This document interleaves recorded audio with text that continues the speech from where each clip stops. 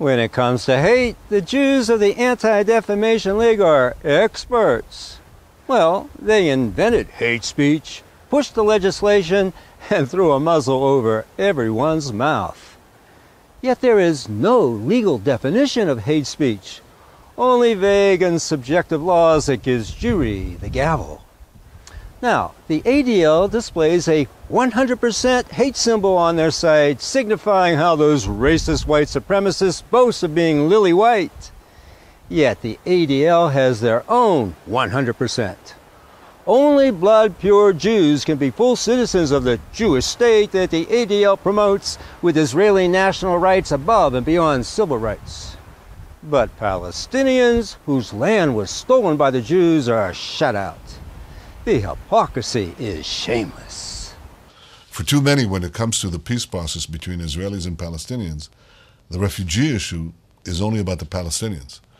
The 850,000 Jewish refugees, those who were expelled from Arab lands, have all been forgotten. But Israel will never forget them. And after the establishment of Israel, these Jews were brutally thrown out of the countries that they had lived in peacefully for centuries, even millennia. Jews voluntarily left Arab countries to repopulate the stolen Palestinian towns. And any expulsions were in retaliation for Israel's mass murders of Palestinian villagers. They were the ones who were brutally thrown out of the country they had lived in for centuries.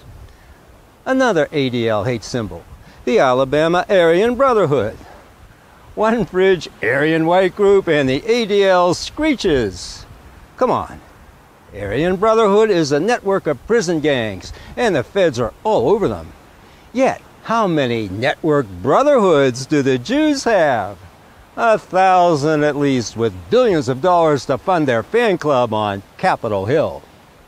Why isn't Antifa and its hate flag on the ADL's roster? Because they vie against white conservative Americans, which the ADL fears, branding them indiscriminately as Nazis or fascists. I mean, who's the hater here? That's why the ADL displays a Confederate battle flag as a hate symbol, suggesting the South was a prison for African slaves. Yet the Israeli flag sanctions the imprisonment of 660,000 Palestinians in just 17 square miles of the open-air dungeon known as the Gaza Strip. And last, the ADL shows a hate symbol of Klansmen in their hoods and robes. Yet Zionist Jews like Kushner and friends, Adelson and friends, Shmuley and friends all work DC in their hoods and robes. But the greatest hate symbol for the Jew is the cross of Christ. Jews whine and bleat that the cross is the symbol of oppression, especially seen in the public square. Yet we're subjected to the premier symbol of oppression, the Hanukkah menorah thrown up everywhere, even on the White House lawn. I grew up as a Jew, and the Hanukkah menorah signifies Jewry's conquest of all its enemies, that is, any opposing their Zionist agenda. Muslims, Christians, nationalists, Confederate preservationists, constitutionalists, peaceniks, politicians, I mean the whole world.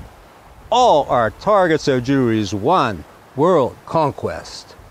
And that's why hate symbols are for goys only.